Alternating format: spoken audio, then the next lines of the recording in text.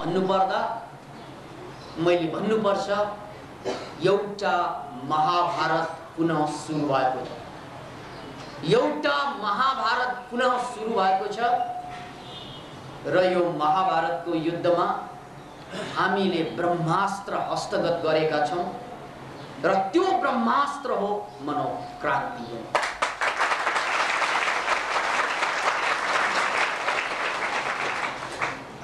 मैले यो मनोक्रान्तिको सन्दर्भमा, मनोक्रान्ति अभियानको सन्दर्भमा माइन्ड टेक्नोलोजीको माध्यमबाट सपनासँग सोध्ने गरेको थिएँ कि यो मनोक्रान्ति अभियानको लागि एउटा सिम्बल चाहियो, मनोक्रान्ति अभियानको लागि एउटा हतियार चाहियो र यो सिम्बल, यो हतियार हामीलाई चाहियो।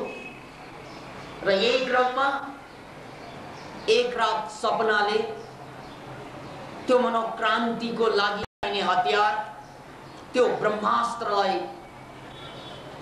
प्रक्षेपण गरिदिएछ सपनाको माध्यमबाट। देखे सपनामा उल्टो आइरहेछ प्रश्न चिन्ह। अचम्म लाग्यो, किन हतियार मागेको यस्तो सानो एक प्रश्न चिन्ह पो दिएछ उल्टो। नर्मल्ली आँखा खोलिसकेपछि मैले धेरै चिन्तन गर्नु पर्यो, किन भन्नाले मागेको हतियार, हतियार भनेको त बडा वाक वाक हुनुपर्ने। अब यो आइरहेछ सिम्पल प्रश्न चिन्ह उल्टो रे, के भनेको यो जस्तो लाग्ने खालको। तर अलिकति अल्फा लेभलको डेफ्थमा, सबकन्सियसको डेफ्थमा गएर यसलाई चिन्तना गर्दा यो सिम्पल सूत्रभित्र सम्पूर्ण मनोक्रान्तिलाई सङ्गेटिएको पाइयो। सबभन्दा पहिला मैले यो मनोक्रान्तिको सन्देशलाई यसरी बुझेँ कि यो प्रश्न चिन्हको उल्टो स्वरूप हो र यो उल्टो स्वरूप भनेको अब मान्छेको मुक्ति भनेको प्रश्न चिन्हलाई उल्ट्याउनुबाट सुरु हुन्छ। यानी मान्छे अहिलेसम्म दुखी, शिक्षाको बावजुद पनि, सत्ताको बावजुद पनि, सम्पत्तिको बावजुद पनि, ज्ञान विज्ञानको बावजुद पनि मान्छे मानसिक द्वन्द्वमा फसिरहेको छ, शारीरिक रोगमा जक्डिरहेको छ। त कारण के हो त भने कि मान्छेमा घाँस जस्तै प्रश्नहरू पलाउन छोडेको छैन। घाँस जस्तै, जङ्गली घाँस जस्तै एक पछि अर्को, अर्को पछि अर्को प्रश्नहरू पलाइरहेको छ र जबसम्म प्रश्न ठडिरहेको हुन्छ तबसम्म मान्छेले शान्तिको एहसास गर्न सक्दैन। यसलाई एक्सपेरिमेन्टली हेर्नुस्। जब तपाईं सुखी हुनुहुन्छ, ह्याप्पी मुडमा हुनुहुन्छ, आनन्दको मुडमा हुनुहुन्छ, वाउ भनेर चिच्याउनुहुन्छ, त्यो बेला तपाईको खोपडीमा प्रश्न चिन्ह हुँदैन। याद राख्नुस्, आनन्दमा प्रश्न चिन्ह हराउँछ, उत्साहमा प्रश्न चिन्ह हराउँछ, शान्तिमा प्रश्न चिन्ह हराउँछ मनमा। तर जब जब दुःख आउँछ, पीडा आउँछ, समस्या आउँछ, व्यथा आउँछ, त्यो बेला प्रश्न चिन्ह हँसिया जस्तै, खञ्जर जस्तै प्रश्न चिन्ह बाङ्गो बाङ्गो भएर आउँछ। किनभने प्रश्न चिन्ह हेर्दा नै हँसिया जस्तै छ, तपाईलाई काट्न काफी छ, हेर्दा नै हँसिया। त्यसकारण यो प्रश्न चिन्ह जिन्दगीलाई सिद्ध्याउने, शान्तिलाई सिद्ध्याउने, आनन्दलाई सिद्ध्याउने सबभन्दा ठुलो माध्यम हो। त्यसकारण प्रश्न जबसम्म रहन्छ मान्छेमा तबसम्म मान्छे दुखी रहन्छ यो धरतीमा। यो मान्छेले बुझ्नु पर्ने कुरा कि जबसम्म प्रश्न रहन्छ मनमा, आगो दन्किन्छ तनमा, याद राख्नुहोस्। अनि त जहाँ बसे पनि बस्न नसक्ने, जे गरे पनि गर्न नसक्ने, यो प्रश्न चिन्ह बढी आयो भने त एक ठाउँमा बस्नै नसक्ने, प्रश्न चिन्हले घोच्यो भने मान्छेले यहाँ हात हालेर यसरी सोच थाल्छ।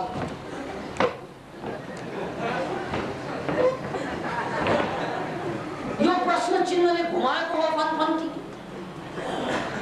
त्यसकारण प्रश्न चिन्ह जति जटिल बन्दै जान्छ, जति जति बढ्दै जान्छ, त्यति त्यति मान्छेको मति यानी बुद्धि भ्रष्ट हुँदै जान्छ।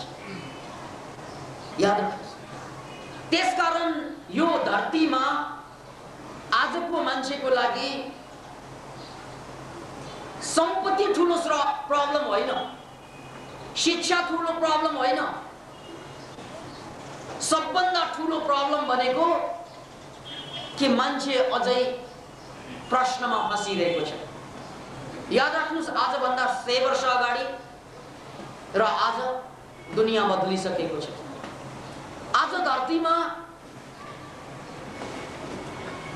5 अरब मान्छेको समस्या भनेको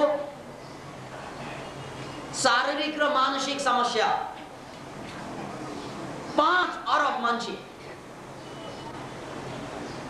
त्यसमा 4 अरब मान्छेको समस्या त बढी खान पाएर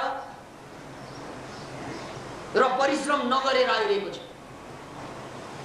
80 करोड मान्छे यो धरतीमा कम परिश्रमको कारण, बढी परिश्रमको कारण, कम खुराकको कारण रोगको शिकार भइरहेको छ, शारीरिक रूपमा, मानसिक रूपमा। नेपालमा 60 लाख मानसिक रोगीहरूको तथ्याङ्क निस्किएको छ। 60 लाख मानसिक रोगी। नेपालको 60 लाख ठुलो लाग्ला, अमेरिकामा 1/3 मानसिक समस्या छ। Can you imagine it? के नेपाल, के अमेरिका, यहाँ पागलहरूको संख्या 1/4, त्यहाँ 1/3। अझ विकास भयो भने आधा आधा हुँदो होला। यो भौतिक विकासले कहाँ लग्दैछ मानवतालाई, यो सोचनीय कुरा छ। त्यसकारण देश चाहे हाम्रो जस्तो अविकसित होस्, देश चाहे अमेरिका जस्तो विकसित होस्, मानसिक समस्या सबैमा समान रूपमा छाएको छ। शारीरिक रोग सबैमा समान रूपमा वितरित छ। के शिक्षित, के अशिक्षित, बराबर, के धनी, के गरिब, रोगले सबैलाई गाँजेकै छ। त्यसकारण हामी कुन शिक्षाको कुरा गर्छौं, कुन उन्नतिको कुरा गर्छौं थाहा छैन मलाई। किन भन्नाले उन्नतिको नाउँ अमेरिका हो भने मानसिक रोगीको संख्या 1/3 छ। अवन्नतिको नाउँ नेपाल हो भने मानसिक रोगीको संख्या 60 लाख छ। के फरक? याद राख्नुहोस्, कहाँबाट आयो त यो मानसिक समस्या? चाहे नेपाल होस् या अमेरिका होस्, यो मानसिक समस्याको सबभन्दा ठुलो जड हो प्रश्न चिन्ह। प्रश्न चिन्ह विभिन्न किसिमबाट ठड्याइन्छ। अमेरिकामा प्रश्न चिन्ह ठड्याउने तरिका बेग्लै, नेपालमा प्रश्न चिन्ह ठड्याउने तरिका बेग्लै हुन सक्छ। कसरी कमाउने, कसरी बालबच्चा पाल्ने, कसरी मजाले घुस खाएर, कुन औषधि खाएर पचाउने, यहाँका मान्छेहरूको चिन्तना हुन सक्छ। याद राख्नुहोस्, यहाँका मान्छेमा प्रश्न चिन्ह हुन्छ बेग्लै किसिमबाट, अमेरिकामा प्रश्न चिन्ह हुन्छ बेग्लै किसिमबाट, तर प्रश्न चिन्ह दुवै देशमा छ। त्यसकारण मान्छेको मानसिक समस्याको सबभन्दा ठुलो कारण हो प्रश्न चिन्ह। As long as there is a question mark inside your brain, you are unhappy, sad. त्यसैले मानव मुक्ति भनेको प्रश्नबाट मुक्ति हो। Can you imagine यस्तो लाइफ, यस्तो जीवन कि जहाँ कुनै प्रश्न चिन्है छैन? बस त्यही हो शान्ति भनेको, त्यही हो आनन्द भनेको, त्यही हो प्रेम भनेको। तपाई हामीसँग रोमान्टिक लभको एक्सपिरियन्स होला नि? त्यो रोमान्टिक लभमा जब हामी एक अर्कालाई देख्छौं, भेट्छौं, प्रश्न चिन्ह रहँदैन।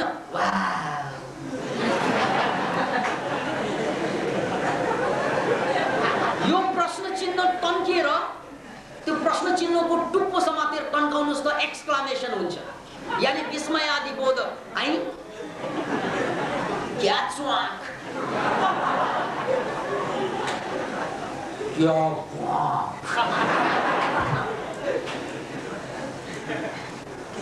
त्यो प्रश्न चिन्ह टन्काउनुस् टुप्पोमा समातेर ठ्याक्कै बन्छ त्यो विस्मयादिबोधक एक्सक्लेमेसन साइन। र जबसम्म एक्सक्लेमेसन साइन छ you are happy, wow wow थाहा छ मान्छेले। अनि त्यो वाउ वाउ गर्ने मान्छे प्रश्न आइसकेपछि अब त्यो लभमा त वाउ वाउ हुन्छ, बिहे भएपछि तेरो वाउ त्यो खाँचो थिएन। आमाको मुख हेर्न जाऊ, बाउको मुख हेर्न जाऊ, क्या यार यो त टेन्सन भयो। तर त्यो लभ गरिरहँदाखेरि आँखामा आँखा हेरेर अरू कतै देख्दैन आँखा बाहेक,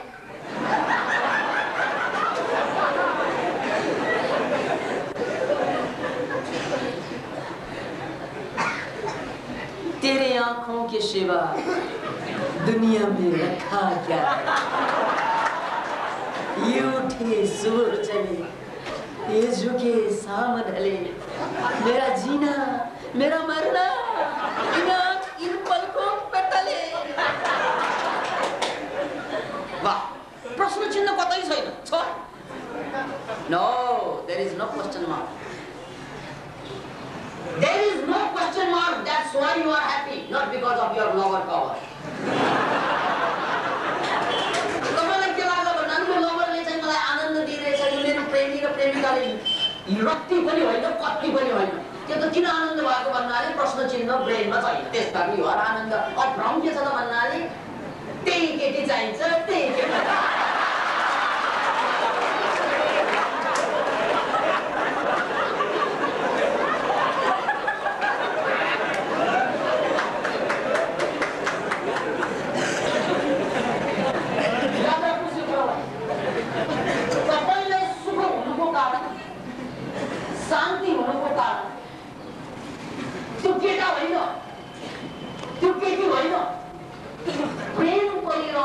क्वेश्चन मार्क थिएन, द्याट्स अल। जब तपाईँ प्रेममा हुनुहुन्थ्यो, अब फेरि जाँच्नुहोस्, प्रेममा प्रश्न चिन्ह हुँदैन भयो भने त्यो प्रेम हुँदैन, व्यापार हुन्छ। यो केटीसँग प्रेम गरेर मलाई कति दाइजो आउने हो है, मोटरसाइकल आउने हो कि होइन, दहेज, वाह। तर यो केटासँग मेरो भाग्य के होला, यसले मलाई माया गर्दो हो कि होइन, आदि इत्यादि जुन प्रश्न चिन्ह ठडिन्छ त्यहाँबाट प्रेम सखाप हुन्छ, प्रेमको पत्ता साफ हुन्छ। याद राख्नुहोस्। त्यसकारण व्हाट इज लभ, प्रेम भनेको के हो त भन्नाले जहाँ क्वेश्चन मार्क रहँदैन त्यो बेला मनमा उठ्ने तरंग, त्यो हो प्रेम। र जब हामी बिहे गर्छौं अथवा प्रेम गर्दा गर्दै अलि लामो गर्यो भने क्वेश्चन मार्क उठ्न थाल्छ। याद राख्नुहोस् यो कुरा, लामो लामो प्रेम भयो भने वर्षौं लाग्यो भने अब प्रश्न चिन्ह उठ्न थाल्छ, यो भन्दा त फला राम्रो, अब यो भन्दा त फला राम्रो, त्यही गयो हुन्न र, अथवा त्योसँग गए हुन्न र, आदि इत्यादि क्वेश्चन मार्क आउन साथ प्रेमको टेस्ट गयो। यसकारण प्रेम भनेको त्यहाँ रहन्छ जहाँ क्वेश्चन मार्क रहँदैन, र जबसम्म क्वेश्चन मार्क रहन्छ तबसम्म प्रेमको एहसास पनि रहँदैन। त्यसैले मानव जातिको लागि जुन कुराको सबभन्दा ठूलो आवश्यकता हो त्यो प्रश्न चिन्हलाई चाहिँ उल्ट्याउनु, र त्यो प्रश्न चिन्ह नउल्टिएसम्म हामी आनन्दित हुँदैनौँ, हामी सुखी हुँदैनौँ। मैले उदाहरण दिएँ, तपाईलाई चाहिने लभर होइन, तपाईँ गलत हुनुहुन्छ। तपाईलाई चाहिने सम्पत्ति शिक्षा सत्ता पनि होइन, तपाईको जिन्दगीको, हाम्रो जिन्दगीको, मान्छेको जिन्दगीको खोज भनेको प्रश्न चिन्हलाई उल्ट्याउनु। जानी अनजानी जिन्दगीको खोज प्रश्न चिन्हबाट मुक्ति। किनभने सम्पत्ति कमाएर पनि प्रश्न चिन्ह ठडियो भने त्यो सम्पत्तिले तपाईलाई दुःख दिन्छ। सत्तामा पुगेर पनि तपाईको प्रश्न चिन्ह ठडिरह्यो भने त्यसले तपाईलाई दुःख दिन्छ। शिक्षा जति सक्ति प्राप्त गरे पनि प्रश्न चिन्ह चाहिँ ठडिरह्यो भने तपाईलाई त्यसले दुःख दिन्छ। त्यसकारण प्रश्न चिन्ह जब शान्त हुन्छ तबै मात्रै शिक्षाको स्वाद आउँछ, सम्पत्तिको स्वाद आउँछ, सत्ताको स्वाद आउँछ, प्रेमी प्रेमिकाको स्वाद आउँछ, परिवारको स्वाद आउँछ।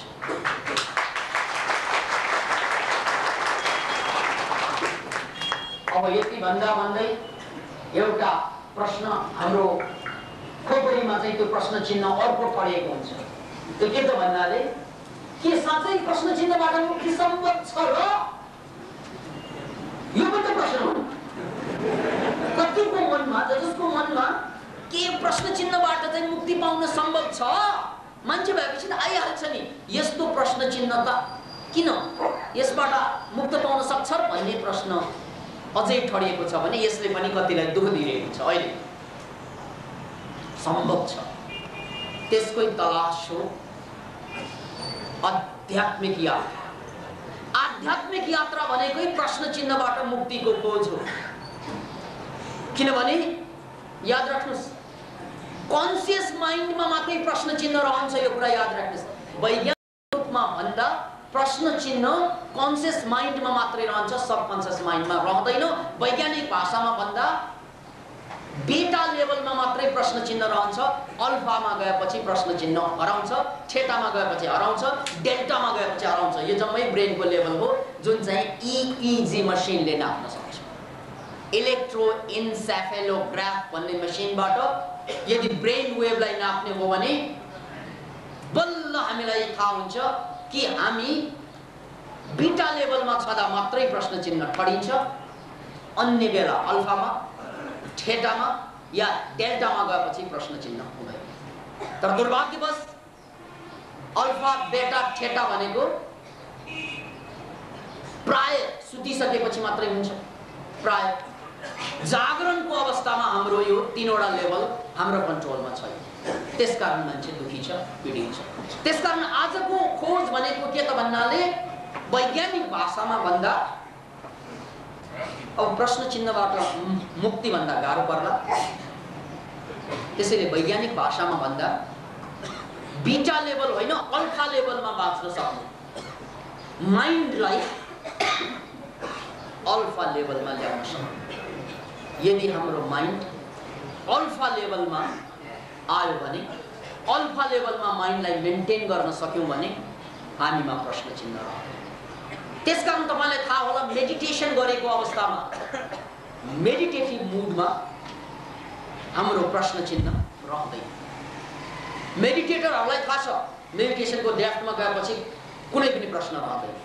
मेडिटेसनको डेप्थमा नजानसम्म मात्रै तपाईलाई प्रश्न चिन्हले घोचिरहेको हुन्छ। तर जब मेडिटेसनको डेप्थमा पुग्छौँ त्यहाँ कुनै पनि किसिमको प्रश्न चिन्ह रहँदैन। यसैले प्रश्न चिन्हबाट मुक्ति वैज्ञानिक रूपमा सम्भव छ। यो कुरा वैज्ञानिक रूपमा चाहिँ प्रमाणित भएको मैले भनिहालेँ, EEG मसिनबाट पनि बुझ्न सक्ने कुरा हो। र मैले यो प्रश्न चिन्ह उल्टिएको कुरा यहाँहरूलाई बताएँ। तर यसको अर्थ यो होइन कि प्रश्न चिन्हको मतलबै छैन, प्रश्न चिन्ह भनेको कामै लाग्दैन, प्रश्नै गर्नु पर्दैन भनेको चाहिँ होइन। पुनः एकपल्ट कति साथीहरूलाई लाग्दो होला, ओहो यो त प्रश्न चिन्हको विरोध गरेको रहेछ अथवा प्रश्न गर्नुको विरोध गरेको रहेछ। नो, यो विरोध होइन, यसलाई अवरोध नदिनुहोस्। किनभने प्रश्न चिन्ह काम नलाग्ने कुरै छैन, प्रश्न चिन्ह काम लाग्ने ठाउँ छ। त्यही मात्रै मैले देखाउन खोजेको। संसारमा काम नलाग्ने भनेको केही पनि कुरा छैन। याद राख्नुहोस्, संसारमा काम नलाग्ने केही पनि कुरा छैन। बिग्रेको घडीले पनि 24 घण्टामा 2 पल्ट सही टाइम दिन्छ। अरे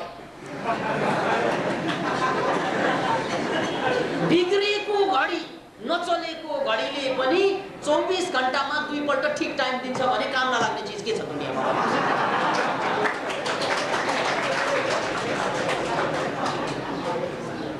यसकारण अब यो खोपडीबाट निकाल्ने समय आइसक्यो कि संसारमा कुन राम्रो कुन नराम्रो मनोक्रान्ति दर्शनमा त त्यस्तो छँदै छैन मित्र। यो पार्टी राम्रो कि त्यो पार्टी राम्रो, यो धर्म राम्रो कि त्यो धर्म राम्रो, रमिता राम्रो कि कविता राम्रो, यो गइसक्यो त्यो जमाना। याद राख्नुहोस्, कुनै पनि कुरा आफैमा राम्रो र नराम्रो हुने होइन। त्यसकारण मनोक्रान्ति दर्शनको केन्द्रीय दर्शन के त भने सदुपयोगितावाद। सदुपयोगितावाद भनेको के? हरेक राम्रो कुराको पनि काम आउँछ, नराम्रो कुराको पनि काम आउँछ। यो कुरालाई याद राख्नुहोस्। यहाँ 2 कुरा छ। राम्रो कुराको पनि काम लिन सकिन्छ, नराम्रो कुराको पनि काम आउँछ। तर मान्छे मूर्ख भइदियो भने राम्रो कुराबाट पनि नराम्रो कुरा किनेर ल्याउँछ। जस्तै मेरो गोजीमा पैसा छ, मैले त्यो पैसा भनेको हेर्दा त राम्रो कुरा हो नि, तर त्यसबाट रक्सी, त्यसबाट स्म्याक, त्यसबाट आफूलाई झुन्डिनको लागि डोरी किने भने त नराम्रो भयो। त्यसकारण याद राख्नुहोस्, यदि हामी गलत, हाम्रो मस्तिष्क गलत गयो भने राम्रै कुरा हातमा पर्दा पनि त्यसको दुरुपयोग गर्छौँ। तर यदि मस्तिष्क हाम्रो ठिक छ भने नराम्रो कुराको पनि हामी सदुपयोग गर्न सक्छौँ। त्यसकारण मनोक्रान्ति दर्शनको सार भनेको नराम्रो कुराको पनि सदुपयोग गर्नु। पुनः एकपल्ट यसलाई याद राख्नुहोस्, धरतीमा कुनै पनि नराम्रो कुरालाई पनि सदुपयोग गर्न सिक्नु, राम्रोको पनि सदुपयोग गर्न सिक्नु, यो हो मनोक्रान्ति दर्शनको।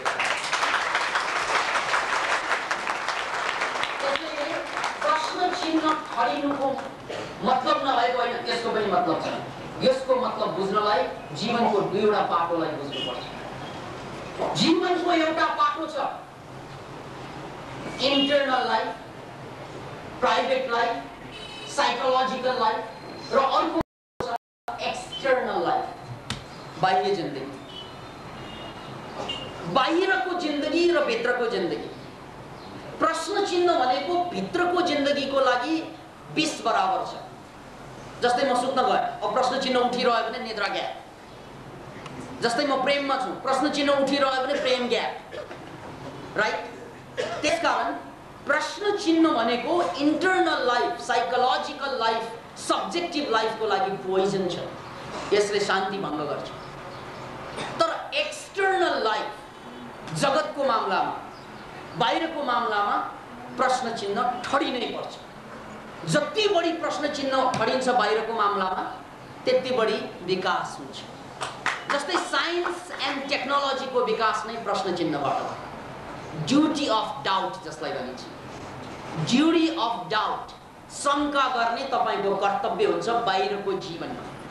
किनभने बाहिरको जीवनमा जति बढी क्वेसन मार्क आउँछ, जस्तै बादल किन गर्जिन्छ, हावा किन चल्छ, पानी किन तातो भएपछि बाष्पीभूत हुन्छ, when, how, what, where आदि इत्यादि। यो WH क्वेसनले मान्छेको बाहिरको बन्धनबाट मुक्ति दिन्छ। त्यो के त?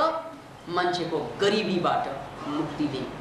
त्यसकारण यदि देशलाई, विश्वलाई हामी उन्नतिको पथमा, सम्पत्तिको पथमा लैजानु छ भने प्रश्नबाट युक्त गर्नुपर्छ बाहिरको लागि। पुनः एकपल्ट फेरि यो गोलमाल नगर्नुहोस्, कहिले प्रश्न चाहिँदैन रे फेरि प्रश्न चाहियो, हो त्यस्तै हो। यो यस्तै हो। किचनमा जाँदा भोक लाग्दाखेरि किचन चाहिने, पेट दुख्यो भने त्यो किचनमा बसेर हुँदैन। अब टोयलेटमा जाँदा अब यो गल्ती नगर्नुहोस्, मलाई भोक लाग्यो टोयलेटमै जाउँ, त्यो नगर्नुहोस्। भोक लाग्दा पनि टोयलेटमा बस्ने साथीहरू पनि दुनियाँमा थुप्रै छन्। किन भन्नाले दुःख हुन्छ, पीडा हुन्छ, झन्झन सोच्छ अझ बढी दुखी, झन्झन सोच्छ अझ बढी दुखी। त्यसकारण इङ्ग्लिसमा के भनिन्छ? थिङ्किङ इज सिङ्किङ रे के, थिङ्किङ इज सिङ्किङ। त्यसकारण याद राख्नुहोस्, घर बनाउँदाखेरि हामी किचन पनि बनाउँछौँ, टोयलेट पनि बनाउँछौँ। टोयलेटको महत्त्व अर्कै, किचनको महत्त्व अर्कै। भोक लागेको बेलामा टोयलेट नपस्नुहोस्, पेट दुखे बेलामा किचन नधाउनुहोस्। यही हो। उल्टो छ तर चाहिन्छ दुवै, उल्टो छ त्यसकारण चाहिन्छ। याद राख्नुहोस्। त्यस्तै प्रश्न चिन्ह सुल्टाउनु र उल्ट्याउनु भनेको टोयलेट र किचन बनाउनु जिन्दगीमा बराबर। त्यसकारण तपाईको इन्टरनल लाइफको लागि लागि, शान्तिको लागि, आनन्दको लागि, प्रेमको लागि, चैनको लागि प्रश्नमुक्त हुनु र बाहिरको जिन्दगीको लागि, एक्सटर्नल लाइफको लागि प्रश्न चिन्ह ठड्याउँदै जानु। त्यो भनेको के? प्लान बनाउनु, प्रोजेक्ट बनाउनु, योजनामा बाँच्नु, एक्सपेक्टेसनमा बाँच्नु, यो जम्मै प्रश्न चिन्ह ठड्याउनु। त्यसकारण साइन्स र टेक्नोलोजी किन विकास भयो? प्रश्न चिन्ह ठड्यायो। त्यसैले प्रश्न चिन्हले हामीलाई सम्पत्ति दिन्छ। प्रश्न चिन्हले विज्ञान र प्रविधिको विकास गर्छ, विज्ञान र प्रविधिले सम्पत्ति दिन्छ। तर सम्पत्तिले शान्ति दिँदैन। याद राख्नुहोस्, मान्छेको जीवनमा दुईवटा कुरा सबभन्दा महत्त्वपूर्ण, भित्र शान्ति र बाहिर सम्पत्ति। पुनः एकपल्ट नोट गर्नुहोस्, मान्छेको जीवनमा दुईवटा सबभन्दा महत्त्वपूर्ण कुरा, भित्रको लागि शान्ति, बाहिरको लागि सम्पत्ति। जबसम्म बाहिरको लागि सम्पत्ति पाउँदैन तबसम्म मान्छे बडो पीडामा बाँच्न बाध्य हुन्छ। किन भन्नाले ठिकसँग सम्पत्ति पायो भने उसको लागि ठिकसँग भिटामिन र मिनरल्स पनि आउँदैन, ठिकसँग भोजन पनि आउँदैन। त्यसकारण बाहिरको जिन्दगीको लागि सम्पत्ति चाहिन्छ चाहिन्छ चाहिन्छ र भित्रको जिन्दगीको लागि सम्पत्ति जोकर फाल्टो। जति जति बढी सम्पत्ति त्यति त्यति विपत्ति भित्र। गजब छैन कुरा? त्यही सम्पत्ति बाहिरको जीवनमा सुविधा दिन्छ, भित्रको जीवनमा दुविधामा पार्दिन्छ त्यही सम्पत्ति। त्यसकारण भित्रको लागि खोज्नुपर्छ शान्ति, बाहिरको लागि खोज्नुपर्छ सम्पत्ति। सम्पत्ति उत्पादन हुन्छ विज्ञान र प्रविधिबाट। त्यसको लागि प्रश्न चिन्हको उपयोगिता, सदुपयोगिता र शान्तिको लागि प्रश्न चिन्ह नष्ट हुनुपर्छ अथवा प्रश्न चिन्ह घोप्टिनुपर्छ। जब प्रश्न चिन्ह घोप्टिन्छ तब मात्रै भित्र शान्ति जन्मिन्छ। त्यसैले मान्छेको जीवनमा दुईवटा कुराको खोज, एउटा शान्ति, अर्को सम्पत्ति। सम्पत्तिको लागि विज्ञान र प्रविधि, शान्तिको लागि आध्यात्मिक चिन्तन, साधना, ध्यान, योग। यो जम्मै प्रश्न चिन्हबाट मुक्ति दिने हजारौं हजार वर्ष पुरानो तरिका, शास्त्रीय तरिका। प्रश्न चिन्हबाट मुक्ति पाउने शास्त्रीय तरिका हो साधना र त्यही साधनाको आधुनिकतम रूप हो मनोक्रान्ति ध्यान, जुन हामीले 1 महिनाभित्र मास्टर तयार पार्ने योजनामा लागेका छौँ। किनभने अब क्रान्ति छिटो छिटो चाहिरहेको छ। त्यसैले हामीले मनोक्रान्ति ध्यानलाई अहिलेको युग सुहाउँदो गरी प्रस्तुत गर्न सकेको, किनभने त्यसमा हामीले यो प्रश्न चिन्ह उल्टो भएको, जसलाई हामीले मनोक्रान्ति यन्त्र नामाकरण गर्यौं, त्यसको प्रयोग हुन्छ। त्यसैले यो कुरालाई पुनः एकपल्ट याद राख्नुहोस्। प्रश्न चाहिन्छ बाहिरको जिन्दगीको लागि, विज्ञान र प्रविधिको लागि। प्रश्न चाहिँदैन भित्रको जिन्दगीको लागि, यानी शान्तिको लागि, आनन्दको लागि, मुक्तिको लागि। Is it possible? अब क्वेसन छ, के यो सम्भव छ त? बाहिर क्वेसन लिएर बाँच्नु, भित्र क्वेसन छोडेर बाँच्नु। किन सम्भव छैन? घर बनाउँदा सम्भव छैन टोयलेट र किचन जोड्नु? यदि एउटै घरमा टोयलेट र किचन जोड्न सकिन्छ भने एउटै शरीरमा, एउटै जीवनमा प्रश्न मुक्ति र प्रश्न बहन दुवै जोड्न सकिन्छ। यो स्वाभाविक। त्यसकारण नै तपाईलाई यो ब्रेन दिएको, हामीलाई यो ब्रेन दिएको प्रकृतिले, किनभने हामीसँग दुईवटा ब्रेन छ, दायाँ मस्तिष्क र बायाँ मस्तिष्क। बायाँ मस्तिष्कले जहिले पनि प्रश्न चिन्ह ठड्याउँछ। याद राख्नुहोस्, बायाँ मस्तिष्कको कामै प्रश्न चिन्ह ठड्याउनु। त्यसकारण बायाँ मस्तिष्क सबभन्दा शक्तिशाली हुनुको कारण पनि त्यही हो बाहिरको जिन्दगीको लागि। कुकुर बिरालोले प्रगति गर्दैन, किन भन्नाले उनीहरूले बायाँ मस्तिष्क यानी यो बायाँ मस्तिष्कको नियोकर्टेक्सलाई प्रयोग गर्न सक्दैन, छँदै छैन। तर मान्छेले गर्न सक्छ, किनभने नियोकर्टेक्स हाम्रो सबभन्दा पछि डेभलप्ड भएको चाहिँ खोपडी र दायाँ मस्तिष्क पनि छ हामीसँग। र यो दायाँ मस्तिष्क फिलिङको ब्रेन हो, यो इन्ट्युसनको ब्रेन हो। त्यसकारण यसमा प्रश्न चिन्ह रहँदैन। दायाँ मस्तिष्कमा फिलिङ रहन्छ, प्रश्न चिन्ह रहँदैन। दायाँ मस्तिष्कमा फिलिङ रहँदैन, थिङ्किङ रहन्छ। सो बायाँ मस्तिष्क थिङ्किङ ब्रेन, दायाँ मस्तिष्क फिलिङ ब्रेन यहाँ आएर जोडिएको छ, तर मान्छेले अझै युज गर्न पाइरहेको छैन। ठिक छ। त्यसकारण धेरै टाढा जानु पर्दैन, कथालाई जोड्नु पर्दैन, के यो सम्भव छ भनेर सोध्नु पर्दैन। यो दायाँ र बायाँ त्यसकारण सम्भव छ सोध्नै पर्दैन, यहाँ मेसिन फिट भएको छ। अब तपाईले कम्प्युटर किनेर ल्याएर के यो कम्प्युटरले काम गर्छ भनेर सोधेर काम गर्ने हो? काम चलाउनु पर्यो नि, त्यसमा हात हल्लाउनु पर्यो, ट्रेनिङ लिनु पर्यो नि। कि त्यतिकै आफैले चलोस् नचले नचलोस् भन्यो भने त्यो चल्दैन। त्यसकारण कम्प्युटर आफै चल्दैन, खोपडी पनि आफै चल्दैन, त्यसलाई चलाउनु पर्छ। जसरी कम्प्युटर घरमा भएर पनि यदि तपाईले ट्रेनिङ लिनु भएन अथवा कम्प्युटरमा चल्नु भएन भने कम्प्युटरले काम दिँदैन, त्यस्तै तपाईको खोपडी पनि कम्प्युटर हो, त्यसलाई को ट्रेनिङ लिनु भएन, त्यसलाई चाहिँ युज गर्ने तरिका जान्नु भएन भने कहिले पनि युज हुँदैन। नेपालीहरूको 2.5 करोड सुपर कम्प्युटर छ हाम्रो देशमा, 2.5 करोड सुपर कम्प्युटर। त्यो भनेको खोपडी। तर 2.5 करोड जनतालाई कम्प्युटर भएर पनि यो कम्प्युटरलाई चाहिँ कसरी चलाउने थाहा नै छैन। मेरो छोरी 20 महिने, उहाँको नाम निर्वाणा। कम्प्युटर उहाँलाई भन्न त आउँछ, कम्प्युटर भन्छ, तर चलाउन आउँदैन। बस त्यस्तै छौँ हामीहरू जम्मै। किन भन्नाले कम्प्युटरलाई कम्प्युटर भनेर पनि चिन्छौँ तर चलाउन आउँदैन। किनभने हामी त्यसमा लाग्दैनौँ, किनभने हामी त्यसमा जुटेनौँ। याद राख्नुहोस्, किनभने हामीले आफ्नो खोपडीलाई युज गर्ने कहिले पनि जमर्को गरेको।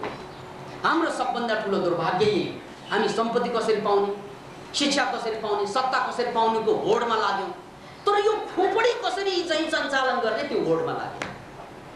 अब यो चलेन भने सम्पत्ति पाएर राख्ने कहाँ, शिक्षा पाएर राख्ने कहाँ, सत्ता पाएर राख्ने कहाँ, आखिर राख्ने ठाउँ पनि यही। तपाईँ हामी त यस्तो मूर्ख, आफ्नो कुनै ठाउँ छैन, के को खोजमा लाग्यो? सुनको खोजमा लाग्यो। सुन चाहियो हामीलाई, सुन चाहियो। 1 टोला भयो ठिकै, 2 टोला भयो ठिकै, त्यतिले पुग्दैन हामीलाई। 2 मन सुन चाहियो। 2 मन सुन बोक्यो भने त सुनैले ठिचेर मर्छौँ। पाएकाहरू त्यसरी नै मरिरहेको। र सुन पनि पायो 2 मन, राख्ने कहाँ? राख्ने कहाँ? कुखुरी कहाँ होइन, राख्ने कहाँ? यहाँ त कुरा यो हो। एउटा कुरा याद राख्नुहोस्, एकजना नेपालीको छोरो अमेरिकामा गएर फिजिक्सको, केमिस्ट्रीको अध्ययन गर्दै थिए। 20 वर्षको एक्सपेरिमेन्ट पछि उनले के देखे? एउटा यस्तो रासायनिक तत्त्व फेला पारे, यस्तो रासायनिक तत्त्व कि त्यो जे कुरामा हाले पनि पाल पार्न सक्ने रासायनिक तत्त्व। ओहो, अहिलेसम्म धरतीमा फेला पारेकै छैन यस्तो रासायनिक तत्त्व जसमा हाले पनि त्यसलाई पाल पार्न सक्ने। वाह! अनि बाउचाइलाई हत्तन पत्तर फोन गरे, पिताजी पिताजी अब त चाहिँ नोबेल पुरस्कार पाउँछ नेपालले पनि, किनभने मैले यस्तो एउटा रासायनिक तत्त्व पत्ता लगाएँ कि जुन कुरा जेमा हाले पनि पार पार्न सक्छ। यस्तो त अहिलेसम्म कल्पना पनि गर्न गाह्रो चिज मैले पत्ता लगाइसकेँ। त्यसकारण मैले सायद यो सालको केमिस्ट्रीमा नोबेल पुरस्कार मैले पाउने होला पिताजी भनेर खुसी भएर चाहिँ फोन गरे। पिताजीले सुने, एकछिन त दङ्गास भयो। ओहो, देशको अब चाहिँ नाक रहने भयो, इज्जत रहने भयो। नेपालको एकजना छोरोले पनि, त्योभन्दा ठुलो मेरै छोरोले पनि कि नोबेल पुरस्कार जित्ने चाहिँ चालाबाला छ, जित्नैवाला छ। किन भन्नाले यस्तो चिज त पत्ता लगाएकै छैन। खुब दङ्ग भयो। अनि दङ्ग भएर चाहिँ त्यो साँडे हाँसे जस्तो एकछिन हाँसे, क्या गरेर माथि हेरेर। अब काठमाडौँको मान्छेलाई साँडे हाँसेको के थाहा? हामी सानो छँदा असलमा गएर साँडे हेर्थ्यौँ, उसले गाई देखेपछि यसरी हाँस्छ। अचेल देख्न गाह्रो छ यो। त्यो गाई देख्न साथ साँडे त्यो किन हाँसेको भने भगवान् चिज त तिमी गजब गजबकै बनाउँछौ भन्छ।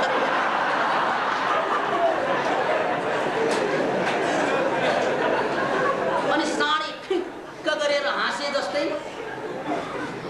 त्यो नेपाली बन्धु पनि हाँसे त्यो गरेर मेरो छोराले नोबेल पुरस्कार पाउँ। तर एकैछिन पछि उनको खोपडीमा जवाफ आयो त्यसको, ल बर्बाद, फसाद भयो। हत्तन पट्ट फेरि फोन गरे, छोरा बर्बाद भयो, बर्बाद भयो। के बर्बाद भयो बाबा भने? ल अब जेमा हाले पनि पाल पार्ने तत्त्व केमा हाल्ने नि भन्छ।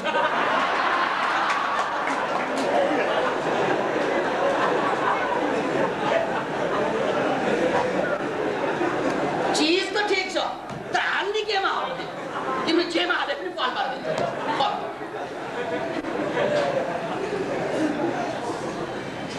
याद राख्नुहोस्।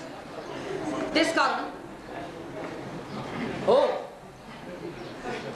सबै कुरालाई पाल पारे तापनि एउटा चिज त चाहियो नि। जसलाई पाल पार्न सक्दैन त्यसमै रहन्छौ। त्यसकारण त यो अहंकारी साथीहरूले एउटा कहानी यसैबाट चाहिँ सिक्नुस्। किनभने हाम्रो जीवनमा अहंकारको ठुलो महत्त्व रह्यो। अहंकारको आफ्नो महत्त्व नभएको होइन छ, तर अहंकार 100% गयो भने रावण बन्छौँ हामी। किनभने रावण शक्ति नभएको मान्छे पनि होइन, भक्ति नभएको मान्छे पनि होइन। रावणमा दुवै थियो, शक्ति र भक्ति। किनभने ऊ शिव भक्त, शक्तिको त कुरै छोड। तर अहंकार 100% पुगेपछि त्यसले बर्बाद गर्दिन्छ। 99% सम्म अहंकार ठिक छ, तर एउटा ठाउँ यस्तो पनि चाहिन्छ जहाँ मैले टाउको प्रेमपूर्वक झुकाउन सक्छु। जहाँ पनि खडा भयो भने त्यो टाउको कटिन्छ। त्यसकारण टाउको यस्तो कि जहीँ पनि चाहिँ खडा हुने होइन, कहीँ कहीँ झुक्ने पनि चाहिन्छ। तर हाम्रो टाउको कस्तो, या त कतै कहिले नउठ्ने या त कहिले नझुक्ने। यो दुई किसिमका अतिवादमा छौँ हामी। कसैको टाउको कहिल्यै नउठ्ने, चारजनाको अगाडि बोल्नु पर्यो भने टाउको यस्तो लौका जस्तै, काँक्रो मुला भान्टा जस्तै लट्के लट्के। चारजनाको अगाडि बोल्नु गरेर चाहिँ जान्छ। चारजनाको अगाडि आँखा जोगाउन नसक्ने यो लौका कोबी बन्दा जस्तो। मैले धेरैपल्ट भने कि दुनियाँमा 95% मान्छेलाई 5%ले लौका भान्टा बोरी काँक्रो बनाइदिए भन्नासाथ हो र भन्छ। नपत्या बोरी काँक्रो लौकालाई हेर्नुहोस् त झुन्डिएको हुन्छ। हाम्रो के झुन्डिन्छ, चारजनाको अगाडि टाउको झुन्डिन्छ। बन्यो नि, हेर्नुहोस् त कि हाम्रा ठुला ठुला ठुला बडा नेताहरू भनाउँदाहरू पनि ठाउँमा पुग्यो भने ठाउँ न। याद राख्नुहोस्, चारजनाको अगाडि तपाईँ झुक्नु भनेको यो तपाईँको हार। लौका भयो टाउको होइन, यो कुबिन्दो कुबिन्दो क्या, खोपडी रहेन। त्यसकारण चारजनाको अगाडि ठडिन सक्नु र जहाँ झुक्नु पर्ने हो झुकिन सक्नु, यही हो सबभन्दा ठुलो खुबी, मुक्तिको सूत्र पनि। यसैले 95% मान्छेलाई 5%ले यसरी चाहिँ झुकाइदिएको छ यो दुनिया। त्यसकारण हामीले बुझ्नुपर्छ कि यो जीवनको सबभन्दा ठुलो मर्म भनेको 99% आफ्नो इगोलाई कायम गर्नु त हो, तर 1% मा गएर तपाईले झुक्न सक्ने लक्षणता भइदिएन भने हामी हुन्छ। झुक्न सकेन भने टुटिन्छ। तर 99% त उठ्नुपर्छ। जसरी एकजना सन्तले के भने, खुदी को कर इतना बुलन्द, आफैलाई यति बुलन्द बनाऊ। बुलन्द भनेको शक्तिशाली। खुदी को कर इतना बुलन्द कि हर तकदीर से पहले, तकदीर भनेको भाग्य, भाग्यले पनि केही कुरा ल्याएको हुन्छ मित्र, त्यसमा शंका छैन। 50% भाग्यले केही नल्याउने होइन, भाग्यले पनि ल्याउँछ, तर 50% मात्रै। कोही मान्छे दरबारमा जन्मेपछि च्याको रुनासाथ ओहो त्यहाँ चाहिँ बारुद पड्किहाल्छ। अब कोही मान्छे चाहिँ भिखारी भएर जन्मिन्छ, जति रोए पनि केही पनि पड्किँदैन। च्याको रुनासाथ करोडपति लजा, च्याको रुनासाथ युवराज लजा, क्या गजबको भाग्य। अब कति मान्छे जति रोए पनि खत्तम। त्यसकारण यो कुरा पक्कै बुझ्नुपर्छ हामीले, भाग्यको रोल छ तर 50%। अर्को 50% रोल, त्यो पनि निर्णायक, भाग्यभन्दा शक्तिशाली रोल के त कर्म। कर्मको पनि हात छ। र जब यो कर्म र भाग्य एक ठाउँमा मेल खाँदैन तबसम्म कोही पनि मान्छे माथि उठ्न सक्दैन। उसले भाग्यबाट ल्याएको कुरालाई सदुपयोग गर्नु पर्यो र नपुगलाई कर्मबाट जोड्नु पर्यो। नपुगेको, भाग्यले ल्याएको कुरा नपुगेकोलाई कर्मले जोड्नुपर्छ। जोसेफ स्टालिन सार्कीका छोरा थिए। भाग्यले त केही पनि ल्याएको थियो, तर कर्मले बनाइदिए क्या। कर्म, उसको एक्सनले उसलाई चाहिँ राष्ट्राध्यक्ष बनाइदियो। माओ सेतुङ किसानको छोरा, कर्मले उसलाई चाहिँ राष्ट्राध्यक्ष बनाइदियो। त्यसकारण भाग्यभन्दा जहिले पनि कर्म बलवान हुन्छ, याद राख्नुहोस्। किनभने भाग्यले केही नल्याए पनि हुन्छ, कर्मले बनाउँछ। तर भाग्यले ल्याएको कुरा पनि यदि कर्म दुष्कर्ममा परिणत भयो भने त्यो भाग्यको कुरा भाग्यले रहन्छ। यसकारण 90% हामी उठे तापनि 1% त झुक्नै पर्छ। त्यो झुक्ने ठाउँ पाउनु पर्छ। त्यसलाई भनिन्छ आस्था। त्यसलाई भनिन्छ निष्ठा। हो म दुनियाँको अगाडि त टाउको ठड्याएर हिँड्छु, तर मैले यस्तो पनि त ठाउँ पाउनुपर्छ जहाँ मैले टाउको झुकाउन सक्छु। त्यसकारण संसारको सबै कुरालाई पाल पार्न सक्ने चिजले पनि एउटा कुरा त्यस्तो खोज्नुपर्छ जसलाई म पाल पार्न सक्दैन, म हार। त्यो हार नै जित हो। एक ठाउँमा हार्नु सबै ठाउँमा जित हो। हामी त कस्तो भन्नाले सबै ठाउँमा चाहिँ जित्न खोज्ने मान्छेहरू कतै पनि नजित्नु, सबै ठाउँमा जित्ने मान्छेहरूको हार हुन्छ। त्यसकारण माओ सेतुङको यो सूत्रलाई याद राख्नुस्, 2 steps always forward, 1 step always backward। हामी 2 स्टेप अगाडि बढाउन खोज्छौं, दोनों हात में लड्डु खोज्छौं र हामी बर्बाद हुन्छौं। नेपाली जनमानसमा यो सबभन्दा बढी देखिन्छ। हामीलाई दुवै चाहियो, मनोक्रान्ति पनि चाहिने, परिवर्तन पनि चाहिने, टाइम पनि दिन नसक्ने, केही पनि गर्न नसक्ने भन्छन् भने त अनि आउने कसरी? याद राख्नुस्। त्यसकारण केही चीज पाउनको लागि केही चीज गुमाउनु पर्छ। यसलाई चाहिँ तपाईले गोल्डन रूल अफ लाइफ भनेर बुझ्नुस्। केही चीज पाउनको लागि केही चीज गुमाउनु सक्नुपर्छ। जो गुमाउनको लागि राजी छैन त्यो मान्छे कमाउनुको हकदार पनि छैन। जो गुमाउन कुनै केही चीज गुमाउन राजी छैन त्यो व्यक्ति कुनै चीज कमाउने हकदार पनि होइन। त्यसकारण एकजना मान्छेले बडो पोजिटिभ थिंकिङ गरेर के भनेका थिए भने मान्छे एक्लै कहिल्यै हुँदैन रे। मान्छे तपाईँ हामी मध्ये धेरैले एक्लै खान्छन्, हामीले म खत्तम म एक्लै, मलाई कसैले माया गरेर गर्छ, मसँग केही पनि छैन, म एक्लै। अरे एक्लै हुँदाखेरि पनि तपाईसँग तपाईँ एक्लै भए के गर्ने? सारा संसार त तपाईसँग छँदै छैन। एक्लै हुन सक्छ, संसार त साथै छ नि, तपाईले नदेखेको मात्र। त्यसकारण एक्लै कोही पनि रहन सक्दैन। एक्लै कहिले पनि छैन, खाली तपाईले लिंक नगरेपछि त एक्लो लाग्छ।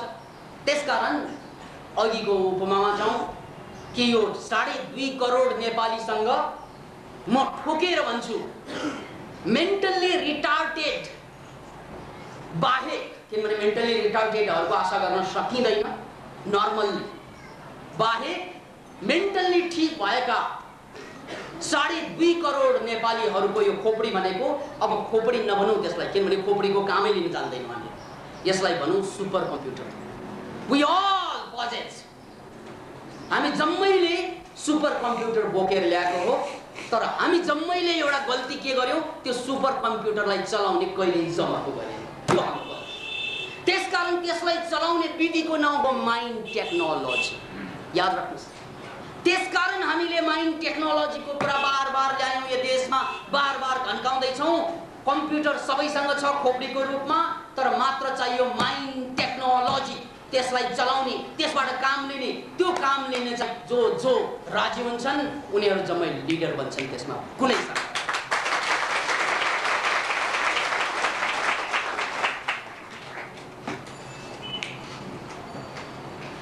ओशो रजनीशको सम्बन्धमा उहाँका भक्तहरूले एउटा गीत लेख्नु भएको थियो, मैले धेरै पहिला सुनेको थिएँ।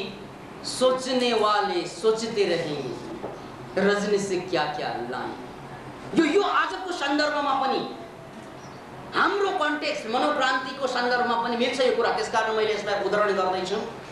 सोचने वाले सोचते रहेंगे, रजनी से क्या क्या लाएं, दुख से भरी इस दुनिया में आनंद लेकर आए, सोचने वाले सोचते रहेंगे, रजनी से क्या क्या लाएं।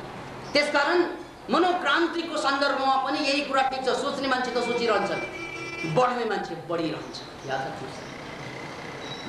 हात्ती जाए बजार, कुत्ता भुके हजार। यो डायलगलाई याद राख्नुस्। हात्ती जाए बजार, कुत्ता भुके हजार। त्यो भुकेर चाहिँ हात्ती के अब फर्केर मलाई डिस्टर्ब नगर्नु भन्दैन हात्तीले। तेरो काम भुक्नु, मेरो काम लम्कनु। याद राख्नुस्। त्यसकारण दुनियाँमा कुकुर पनि हुन्छन्, हात्ती पनि हुन्छन्। त्यो आफ्नो हैसियतले जान्ने, म हात्ती छु कि यो दुनियाँमा कुकुर छु, कोही न कोही त हो नि। त्यसकारण त मैले यसलाई महाभारत भनेको। यो महाभारतको युद्ध हो। त्यसकारण तपाईँ या त हात्ती हो या त कुकुर।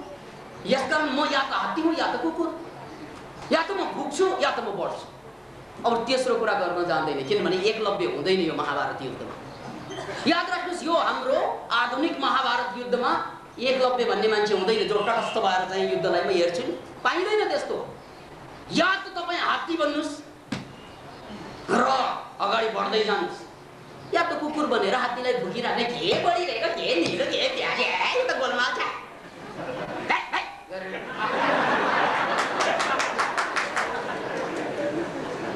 तटस्थ कसरी रहने? देश खत्तम हालत पर्छ, सबैलाई थाहा छ। आज मरिन्छ, आज मारिन्छ, कसैलाई थाहा छैन। खैरियत कसैको छैन, खैरियत कसैले मनाउन सक्ने स्थिति छैन काठमाडौँमा, नेपालमा। त्यसकारण देशमा त क्षण क्षणमा हामी माथि तलवार झुन्ड्याएर सुतिरहेको मान्छे जस्तै निद्रा कहाँ लाग्छ। यस्तो हालतमा देश छ। त्यसकारण या त भुक्ने हो या त बढ्ने।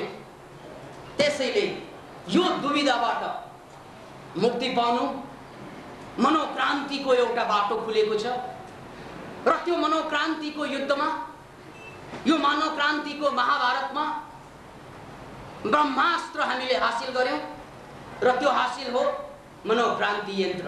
राम्ररी हेर्नुहोस् यसको। त्यसैले यो मनोक्रान्ति यन्त्रलाई हामीले तेस्रो नेत्रमा बिहान बेलुका सुत्न अगाडि र उठ्न साथै धारण गर्ने, भिजुअलाइज गर्ने र इन्फर्मेसन दिने। जब जब यो यन्त्र मेरो तेस्रो नेत्रमा आउँछ, मेरो सम्पूर्ण शक्ति सर्प उठे जस्तै उठ्छ। जब जब यो यन्त्र मेरो तेस्रो नेत्रमा आउँछ, मेरो शक्ति सर्प उठे जस्तै उठ्छ। सर्प सर्प सर्प। किनभने कुण्डलिनी हेर्नुहोस् त, यो 3.5 फनको मारेको हाम्रो शास्त्रको सिम्बल, जहाँ कि हरेक मान्छे देवता हो, उनको शक्ति कुण्डलिनीको रूपमा सुतिरहेको छ। यो कुण्डलिनीको रूपमा छ, 3.5 फनको मारेर बसेको छ। हेर्नुहोस् त, यो सर्प बनेर उठ्न खोजिरहेको। त्यो त हामीलाई पास भइसक्यो, हतियार आइसक्यो, साथी हो, हतियार उपलब्ध भइसक्यो। कुनै देशले रोक्न सक्छ हाम्रो हतियार प्राप्त गर्ने तरिकालाई? कुनै समुदायले रोक्न सक्छ? कुनै सरकारको ताकत छ?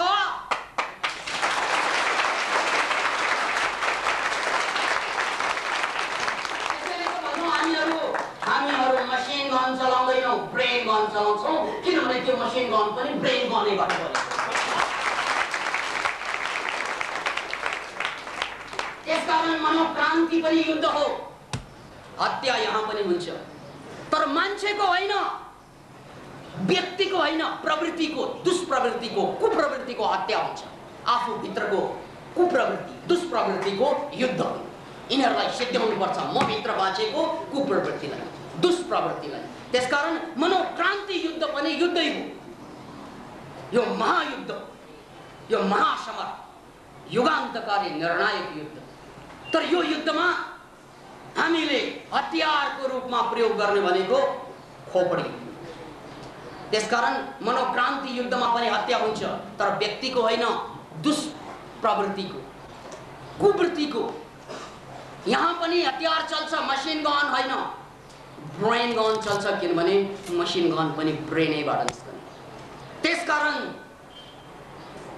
यो निर्णायक युद्धमा या त हामी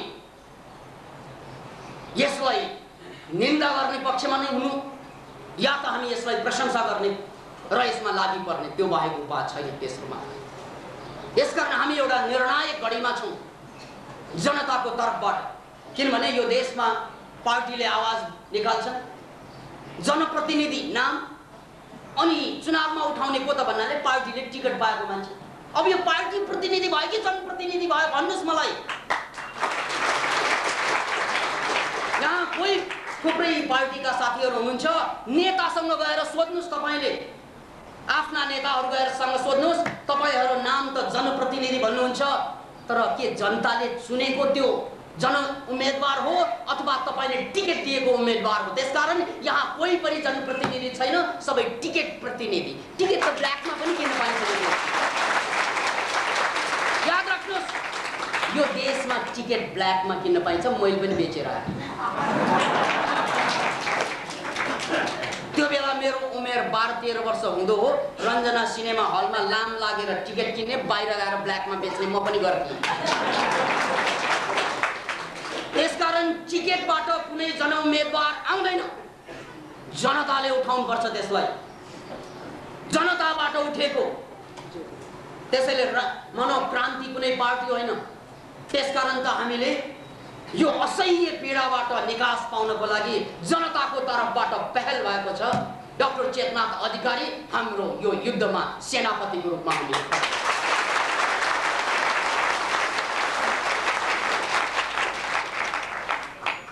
पुनः एकपल्ट यो यन्त्रलाई हेर्नुहोस्, किनभने यो यन्त्र तपाईलाई शक्तिशाली बनाउने यन्त्र, तेस्रो नेत्रमा भिजुअलाइज गर्ने यन्त्र, मनोक्रान्ति ध्यानमा युद्ध प्रयुक्त हुने यन्त्र।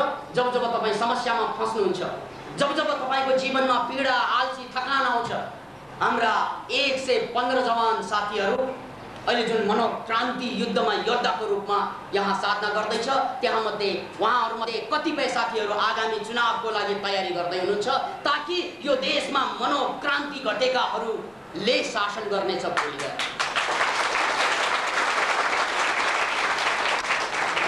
यसकारण यो हो जनप्रतिनिधि भनेको, किनभने यो जनताबाट जनताको लागि जनताले बनाउँदैछ, कुनै पार्टीको हात यसमा छैन। त्यसकारण जनप्रतिनिधि यसरी बन्छ, किनभने हामी जनता हो। यसकारण याद राख्नुहोस्, सही जनप्रतिनिधि यसरी बन्छ। खै र ती साथीहरूको अहिलेसम्मको अनुभव, उहाँहरू यो चिलचिलाती हुई धूप भन्छ नि, यो घाम, यो पानी के घाम, त्यसलाई चिरेर अगाडि बढ्दै हुनुहुन्छ, के धुलो के हावा, त्यसलाई चिरेर अगाडि बढ्दै हुनुहुन्छ। र त्यही क्रममा जब जब उहाँहरूलाई थकान आउँछ, पीडा आउँछ, समस्या आउँछ, 4-4, 5-5 घण्टा हिँड्दा गाह्रो हुन्छ, त्यो बेला आँखा चिम्लेर मनोक्रान्ति यन्त्र भिजुअलाइज गरे, सक्यो, आयो फेरि एनर्जी। त्यसकारण एउटा साँच्चै युद्ध हुँदैछ मित्र। कतिलाई त विश्वास लाग्दैन, किन लाग्दैन? न भूतो न भविष्य, कहिले देखेको भए? कसरी च्याङचुङ भन्ने फल खाएको छ? नामै सुनेको छ। यही हो।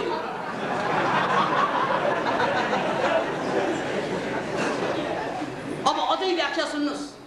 यसको तल्लो भाग जुन छ, यसलाई यो तल्लो घुमड्केको भाग, यसलाई तपाईले समाजको षड्यन्त्रको रूपमा बुझ्नुहोस्। यो समाज एउटा षड्यन्त्र हो, जहाँ 95% मान्छे जहिले पनि गुलाम रहे, चाहे त्यो सामन्तीवादी व्यवस्थामा होस् या समाजवादी व्यवस्थामा होस्, केही पनि फरक छैन। 5%ले शासन गर्छ, 95% त्यसको मुनि आउँछ। त्यसकारण यो समाज जहिले पनि षड्यन्त्र हो। यहाँ चाहिँ 5% मान्छेले 95%लाई यो चक्रव्यूहमा फसाउँछ। जन्मिँदा त हामी अभिमन्यु भएर जन्मिन्छौँ, सुरवीर, तर यहाँ कपटी द्रोणाचार्यले हामीले यही भित्र पारेर सिद्ध्याइरहेको छ 95% जनता। यसैले याद राख्नुहोस्, पहिलो हाम्रो मनोक्रान्तिको अभियान हो यो सामाजिक षड्यन्त्रबाट उठ्नु। तपाईँ पढिरहनु भएको छ, एजुकेटेड भइरहनु भएको छ, कति जागिरको चाहिँ आशा गर्नुभएको? 3000, 4000, 5000 सामान्य जनताले आशा गर्ने त्यति हो। तर तपाईँलाई थाहा हुनुपर्छ, यो देशमा 13 लाख तलब खाने पनि एजुकेटेडै मान्छे, 13 लाख महिना। हामी 5000 मा मरिरहेका छौँ, कोही यो देशमा 13 लाख तलब खाएर डकारिरहेको छ। यही देश, क्यान यु इमेजिन इट? अब भन्नुहोस्, त्यो 13 लाख खाने को? हामी पनि एजुकेटेड, ऊ पनि एजुकेटेड, उनी पनि एजुकेटेड, हामी पनि नेपाली, उनी पनि नेपाली। उनले जति पढे हामीले पनि त्यति पढे, सायद कति कर्मचारी उनले भन्दा बढी पढेका होला, तर उनीहरूले पाउनु चित्त बुझाउनु पर्छ 5-6 हजार तलबमा, 8-10 हजार तलबमा। Can you imagine it? के यो षड्यन्त्र भएन? यदि साँच्चै शिक्षाले मान्छेलाई महान बनाउँदो हो त सबै मान्छेले त्यो तलब पाउनु पर्दैन हो? आज नपाउला ठिक छ, 20 वर्षपछि त पाउनु पर्यो 13 लाख। 20 वर्षपछि हाकिम त्यो रिटायर हुन्छ, अर्को 13 लाख खाउने फेरि आकाशबाट टप्किन्छ। त्यहाँ याद राख्नुहोस्, कतैबाट खटिएर आउँछ, कतैबाट घटिएर आउँछ। अनि तपाईँ जहिले पनि जोकर फाल्नु, एजुकेटेड तपाईँ पनि।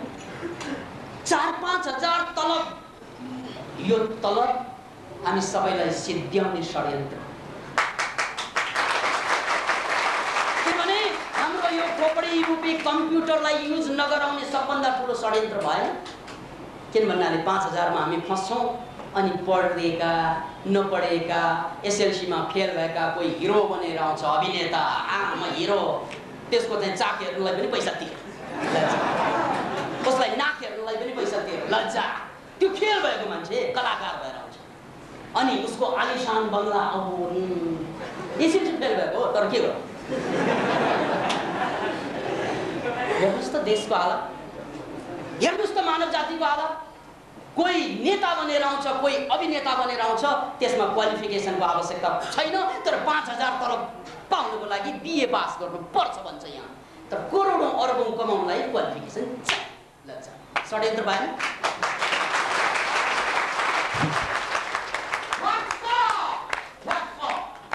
एजुकेसन के को लागि? Education what for the education के को लागि? यही 5,000 वाला चाहिँ सिपाही बनाउनको लागि, यही 5,000 मा दुनियाँलाई बर्बाद गर्नको लागि ऊ खोपडी बोकेर आउँछ महान बन्नको लागि। तर 5,000 मा बेच्ने खोपडी। त्यसकारण त्यसको विरोधमा हामी चाहिँ नो, हामी युगान्तकारी मानव जातिको इतिहासमा अहिलेसम्म सबभन्दा ठुलो षड्यन्त्र भनेको एजुकेसनको रूपमा आएको छ। त्यसको मतलब मैले एजुकेसन चाहिँदैन भनेको होइन। कतिपय चाहिँ आमा बाउले विकासानन्दको प्रवचन मलाई राम्रो लागे, सुन्दै थिएँ, मैले आफ्नो श्रीमतीलाई पनि ल्याएको थिएँ, तर एजुकेसनको विरोध गरेदेखि हामी आएनौँ, किनभने मेरो छोरा फेरि नपढ्ला। क्या गजबको दिमाग। याद राख्नुहोस्, म एजुकेसनको विरोध गरिरहेको होइन, एजुकेसनलाई षड्यन्त्रको रूपमा प्रयोग गरिरहेको जुन परिपाटी छ त्यसको पो विरोध गर्दैछ। एजुकेसनको कहाँ विरोध गर्दैछ? तर त्यो परिपाटी, त्यसकारण त्यो परिपाटीबाट मानव जातिले मुक्ति पाउनुपर्छ। त्यसैले त्यो षड्यन्त्रलाई बुझ्नलाई मनोक्रान्ति यन्त्रको तल्लो भाग काफी छ। हेर्नुहोस्, यो षड्यन्त्र तपाईँलाई घुमाइरहेको छ त्यहाँ। मात्र घुम्ने काम, अरू केही पनि छैन। घुम्ने काम भनेको बडो गजबको, जति घुमे पनि त्यही पुग्छ। अनि घुम्दा घुम्दा थाकिन्छ, लडिन्छ, मरिन्छ, त्यही दफनाइन्छ। त्यही हो जागिर भनेको। त्यो एउटा चक्र, एक चक्र।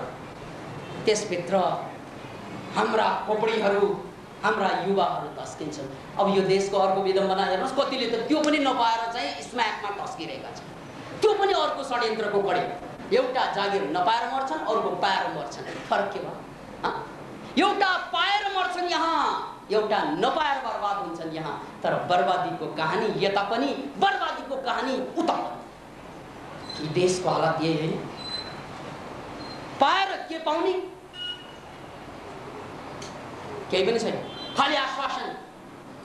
यसकारण मनोक्रान्ति यन्त्र सपनाबाट प्रक्षेपित यन्त्र भएको कारणले गर्दा यसले सम्पूर्ण रहस्यलाई यसैमा ल्याइदिएको छ। यो यन्त्रलाई बुझ्नुहोस्, यो सामाजिक षड्यन्त्रबाट जबसम्म तपाईँ मुक्त हुनुहुन्न तबसम्म तपाईँ सही बाटोमा, सिधा मार्गमा आउनै सक्दैन। इम्पोसिबल। अहिले त हामी खाली चाहिँ नुन पानी खाएर मर्जानी, भात दाल पकाउनको लागि, त्यसकै लागि बचिरहेको होइन। म्याट्रिक्सको एउटा प्रसङ्गलाई जोडौँ। म्याट्रिक्स भनेको इङ्ग्लिसमा म्याट्रिक्सको अर्थ हो वातावरण। तर कस्तो वातावरण भने जहाँ ताप र चाप बढी हुन्छ, त्यो खास गरेर कोइला खानीको वातावरण। कोइला हिरा बन्छ, तर हरेक कोइला हिरा बन्दैन। हरेक कोइला हिरा बन्ने औकात छैन। कुन कोइला खानीको कुन कोइला हिरा बन्छ भने जुन कोइला खानीमा सबभन्दा बढी ताप र सबभन्दा बढी चाप छ, त्यहाँको कोइला रूपान्तरण भएर हिरा बन्छ। त्यसकारण याद राख्नुहोस्, यदि हाम्रो जीवनलाई कोइला बनाएर नसक्याउने हो भने, हिरा बन्नु छ भने एउटा कुरा त एफोर्ड गर्नुपर्छ जनताले, त्यो हो ताप र चापको लागि तयारी। त्यसकारण यो ताप र चापको लागि तयारी छैन भने हामी कोइला भएर दुई कौडीमा चाहिँ खाली भात र दाल पकाउनुमा सिद्धिन्छ जिन्दगी। याद राख्नुहोस्, खाली भात र दाल पकाउनुमा सिद्धिन्छ जिन्दगी। यदि तपाईँ ताप र चापबाट ताप ठोक्नु भयो भने त बर्बाद। त्यसकारण यो कोइला नबन्नु, हिरा बन्नु र त्यसको लागि समाजको यो षड्यन्त्रबाट बाहिर निस्कनु, यही हो सिधा मार्ग। अनि मात्रै तपाईँ सरल मार्गमा आउन सक्नुहुन्छ। सीधा बाटोमा, त्यो सीधा बाटो भनेको सीधा सीधा खोपडीलाई युज गर्नु। सीधा सीधा यो खोपडी जुन चिजको लागि बनेको छ, तपाईँ जुन चिजको लागि जन्मेको छ, त्यसतिर हानेर जानु। याद राख्नुहोस्, हरेक मान्छे केही न केही पावर पोइन्टमा पुग्नको लागि नै बनेको हुन्छ। त्यसको लागि चाहिन्छ यो षड्यन्त्रलाई तोड्नुस् पहिला। षड्यन्त्रबाट बाहिर निस्कनुस् अनि सिधा मार्गमा आउनु। यो हो माइन्ड टेक्नोलोजी। माइन्डलाई प्रयोग गर्नुस् अनि मात्रै तपाईँ सिधा मार्गमा आउन सक्नुहुनेछ। म षड्यन्त्रमा फस्दिनँ। घरमा सबैले व्हाइट राइस खान्छ त्यसकारण म पनि व्हाइट राइस खानुपर्छ। हेर्नुहोस् त षड्यन्त्र भएन। तपाईँलाई थाहा छ व्हाइट राइसले कन्स्टिपेसन ल्याउँछ, ग्यास्ट्राइटिस ल्याउँछ, अझ डायबिटिससम्म हुर्काउन मद्दत गर्छ। यो कुरा थाहा पाइसके तैपनि तपाईँ व्हाइट राइसमा रल्लिरहनु भएको छ, डल्लिरहनु भएको छ। किनभने समाज एउटा षड्यन्त्र हो। तपाईँ बाहिर आउन सक्नुभएको छैन। राइट? त्यसैले मेरो मित्र यसलाई तोडेर बाहिर निस्कनै पर्छ। यानी व्हाइट राइस खानै पर्छ, नत्र भने तपाईँ सिद्धिन्छ शारीरिक रूपमा, मानसिक रूपमा, त्यो पक्का। त्यसकारण यसबाट बाहिर निस्केर तपाईँ सिधा मार्गमा आउनु भनेको सत्यको बाटो यानी मुक्तिको बाटो तपाईँले समाउनै पर्छ। अनि मात्रै यो सत्य र मुक्तिको बाटो समाइसकेपछि बल्ल गएर तपाईँ यहाँ माथि छ नि प्रश्न चिन्ह उल्टिँदा थोप्लो त हुन्छ त्यहाँ। यो हो पावर पोइन्ट। यसबाट समाजको षड्यन्त्रबाट बाहिर निस्केर सही मार्गलाई अवलम्बन गरेर सिधा बाटोमा आएपछि मात्रै तपाईँले पावर पोइन्टमा पुग्ने कल्पना गर्न सक्नुहुन्छ। यसको पहिलो पक्ष हो पावर पोइन्ट र दोस्रो पक्ष हो मुक्ति। बाहिर पावर पोइन्ट, भित्र मुक्ति। त्यसकारण यो सिम्बल आफैमा एउटा सम्पूर्ण जीवनको व्यथा र जगतको षड्यन्त्रको परिचायक पनि हो, कहानी पनि हो। यसैले मेरो मित्र म भन्छु यदि तपाईमा यो आस्था पलाएको छ भने